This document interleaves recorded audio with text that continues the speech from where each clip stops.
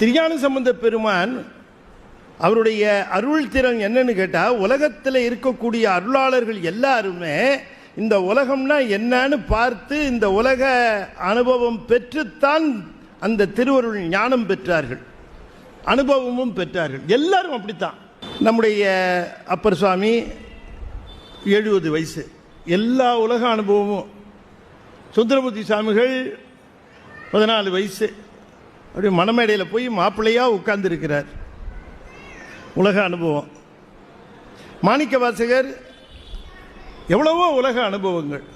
எல்லா அருளாளர்களையும் எடுத்தீங்கன்னா உலக அனுபவம் பெற்றுத்தான் அவர்கள் இந்த ஞானம் பெற்றார்கள். ஆனால் ஞானசம்பந்த பெருமான் இந்த உலகம்னா என்னன்னு தெரியறதுக்கு முன்னாடியே 3.5 வயதிலேயே ஞானம் பெற்றவர் திருஞான சம்பந்த பெருமான்.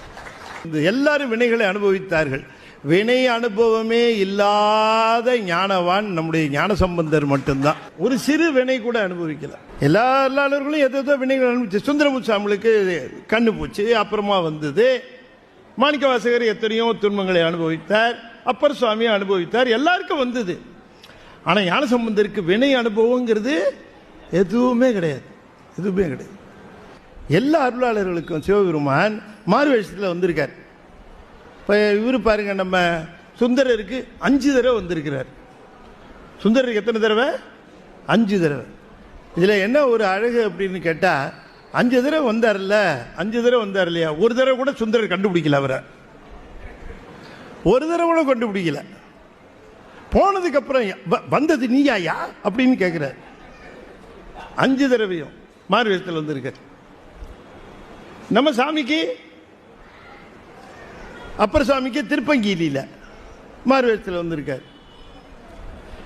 மாணிக்க வாசகருக்கு கூலியாளா வந்திருக்கிறார், வந்திக்கிழவிக்கு கூலியாளா வந்திருக்கிறார், குதிரை வீரனா வந்திருக்கிறார், எல்லாம் மாறுவேஷத்தில் வந்திருக்கிறார்.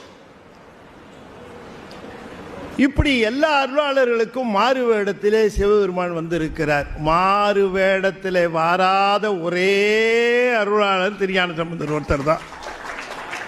அவர் வரலாறு முழுக்க நீங்க பாருங்க, எங்குமே சாமி வந்தா ரிஷபாரூடரா வந்துருவார், ஏன்னா இந்த பை கண்டுபிடிச்சிருவான் அப்படின்ட்டு. மாறு வேஷத்தில் வரதில்லை. இந்த உலகத்திலேயே எந்த அருளாளரும் தான் சிவலோகம் போகும்போது இருக்கிற அத்தனை பேரையும் சிவலோகம் கூட்டிட்டு போனாங்கன்னு சரித்திரமே கிடையாது.